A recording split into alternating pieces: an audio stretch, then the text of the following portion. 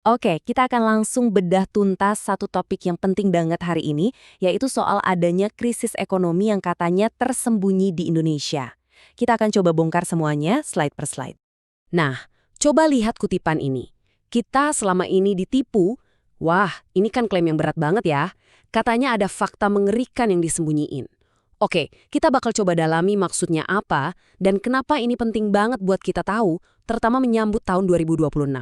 Oke, kita mulai dari bagian pertama ya, ilusi pertumbuhan. Jadi kita akan lihat dulu cerita yang sering kita dengar di media, versi resminya gitu. Angka ini pasti udah nggak asing lagi kan? Kita selalu dibilangin kalau PDB kita tuh tumbuhnya bagus banget, sekitar 5% per tahun. Katanya sih salah satu yang paling tinggi di Asia Tenggara. Kelihatannya keren ya. Terus ada lagi narasi ini. Berdasarkan survei, katanya orang Indonesia itu bangsa yang paling bahagia sedunia. Benar nggak sih? Nah, ini dia pertanyaan kuncinya. Kalau emang ekonominya sekuat itu, kok rasanya banyak banget ya dari kita yang masih ngerasa hidup ini susah? Disinilah letak masalahnya, yaitu angka rata-rata itu ternyata bisa nipu banget. Biar gampang, kita pakai analogi ini deh. Bayangin ada 10 pengangguran di satu ruangan. Terus, tiba-tiba Elon Musk masuk. Secara rata-rata, kekayaan orang di ruangan itu langsung jadi miliaran kan? Tapi pertanyaannya, apakah 10 orang yang tadi jadi ikutan kaya? Jelas enggak. Nah, ini gambaran simpel kenapa pertumbuhan ekonomi rata-rata nggak selalu berarti semua orang ikut sejahtera. Oke, dari analogi tadi, kita masuk ke bagian kedua yang jadi inti masalahnya, pertumbuhan ekonomi yang ternyata nggak dibarengi sama kemakmuran. Kita juga akan lihat cerita inflasi yang sebenarnya. Jadi, apa sih maksudnya pertumbuhan tanpa kemakmuran? Gampangnya gini, ekonomi negara secara keseluruhan, PDB-nya, memang membesar. Tapi yang menikmati hasilnya itu cuma segelintir orang aja. Mayoritas penduduk? Ya, nggak ngerasain apa-apa. Kue ekonominya makin gede, tapi yang dapat potongan kuenya ya itu-itu lagi. Ilusi lainnya itu ada di angka inflasi. Pemerintah bilang inflasi sekitar 3%. Kedengarannya rendah kan? Tapi coba deh kita rasain sendiri. Harga makanan, biaya sewa rumah atau cicilan, ongkos transportasi, itu naiknya gila-gilaan, jauh di atas 3%. Jadi inflasi yang kita rasakan di kehidupan sehari-hari itu beda banget sama data resmi. Sekarang kita masuk ke bagian ketiga. Ini mungkin bukti yang paling menohok dari semua ini. Kita akan lihat data nyata soal kondisi tabungan masyarakat. Coba kita renungkan sejenak. Apa sih ukuran paling nyata kalau keuangan seseorang itu sehat? Bukan cuma soal gajinya berapa, tapi yang lebih penting adalah, ada nggak sih sisa uang di akhir bulan? Bisa nabung nggak? Itu dia kuncinya. Dan lihat, angka ini, minus 50%. Ini data yang benar-benar bikin kaget.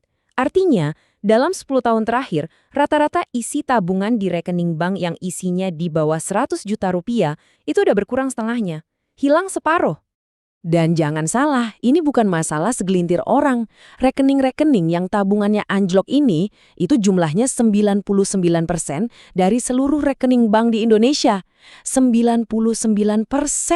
Artinya, ini adalah masalah hampir semua orang di negara ini. Terus, kenapa bisa begitu? Nah, ini dia jawabannya. Lihat distribusi kekayaan di Indonesia. Bayangin, 80% dari seluruh kekayaan di negara ini ternyata cuma dikuasai oleh 10% orang terkaya. Sementara, sisanya 90% penduduk cuma kebagian remah-remahnya, yaitu 20% dari total kekayaan. Jomplang banget kan? Akibatnya apa? Ya muncullah istilah mantap alias makan tabungan. Orang nggak lagi nabung, tapi malah grogotin tabungannya buat hidup sehari-hari.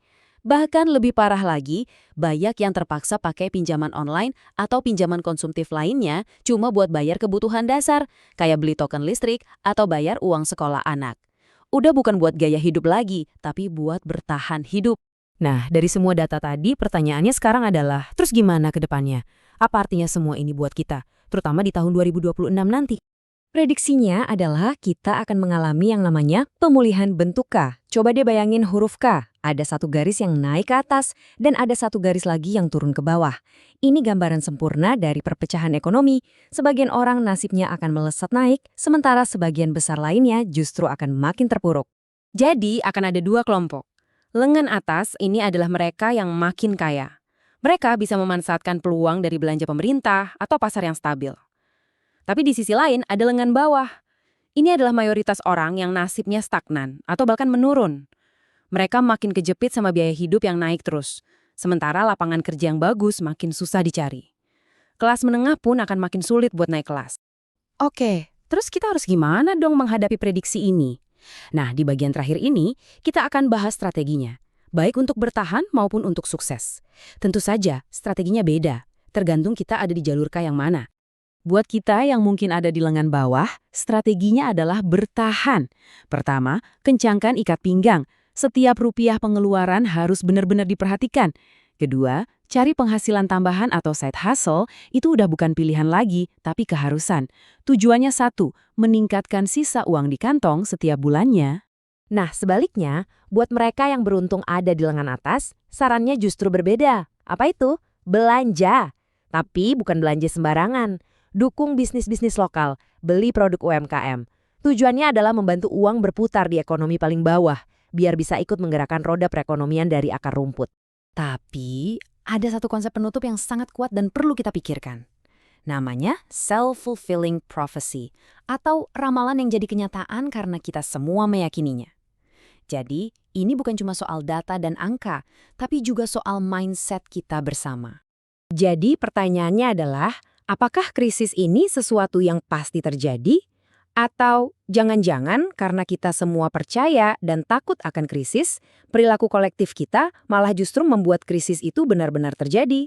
Pesan utamanya bukan untuk jadi pesimis ya, tapi untuk jadi optimis yang realistis. Kita harus siap dengan skenario terburuk, tapi di saat yang sama kita juga harus berusaha bersama-sama untuk menciptakan hasil yang lebih baik.